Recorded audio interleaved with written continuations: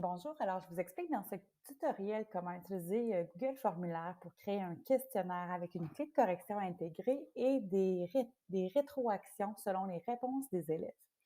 Donc, vous voyez, j'ai créé déjà quelques questions à mon questionnaire. Donc, quelle est la capitale du Canada? Quel est le premier ministre actuel? J'ai choisi pour le besoin de la cause deux types de questions différentes. Comment j'ai fait tout d'abord pour transformer ce questionnaire-là en questionnaire qui pourra s'auto-corriger?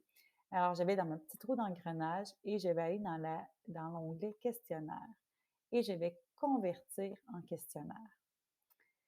Donc, je pourrais ensuite voir les différentes options qui s'offrent à moi, donc communiquer la note à l'élève tout de suite après l'envoi ou plus tard. Le répondant peut voir les questions ratées, les bonnes réponses, le barème de notation, etc. Donc, j'enregistre le tout et ensuite, vous voyez, lorsque je vais cliquer sur la question, j'ai l'option clé de correction qui apparaît. Donc, je vais aller sur clé de correction et je vais choisir la bonne réponse, donc Ottawa. Je pourrais décider d'attribuer ou non des points à cette réponse-là, donc je vais attribuer un point ici. Je vais ajouter des commentaires. Donc, si la réponse est incorrecte, la capitale du Canada est. On pourrait donner évidemment des rétroactions intéressantes. On peut même adapter tout ça en mettant un lien vers un article ou un site internet, par exemple, d'Alloprof, mettre une vidéo YouTube concernant la notion, etc.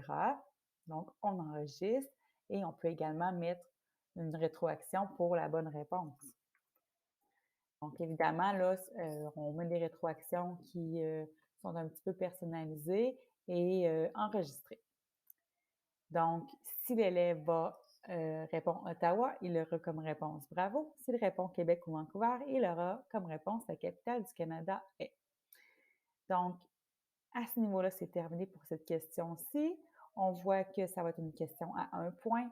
Si je vais sur la question courte ici, qui est le premier ministre actuel du Canada, je vais dans la clé de correction et je vais ajouter la réponse correcte, donc Justin Trudeau.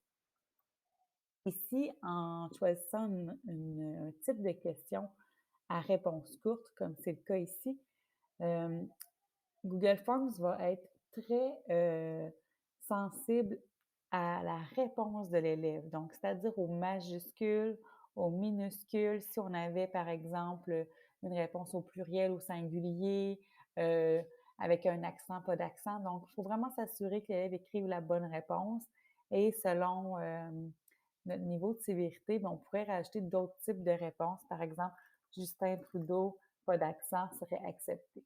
Donc, vous pouvez voir les différentes variations de réponses que vous voulez accepter. Et encore une fois, vous pouvez attribuer un point ou aucun. Et décider que toutes les autres réponses sont incorrectes ou sinon, ce serait d'aller les voir manuellement. Dans mon cas, je vais écrire toutes les autres réponses sont incorrectes. Je peux ajouter un commentaire à la réponse. Donc, le premier ministre est Justin Trudeau. Il a été élu. Bon, je pourrais mettre plus de commentaires. Je pourrais mettre un lien vers un article de son élection. Je pourrais mettre une vidéo, etc. Donc, enregistrer. Et lorsque tout ça est terminé, je clique sur terminer. Donc, ma clé de correction est faite pour ce devoir-ci.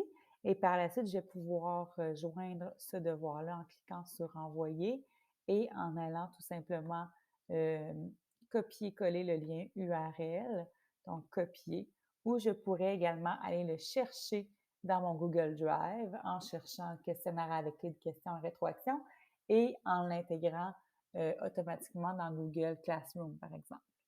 Alors voilà.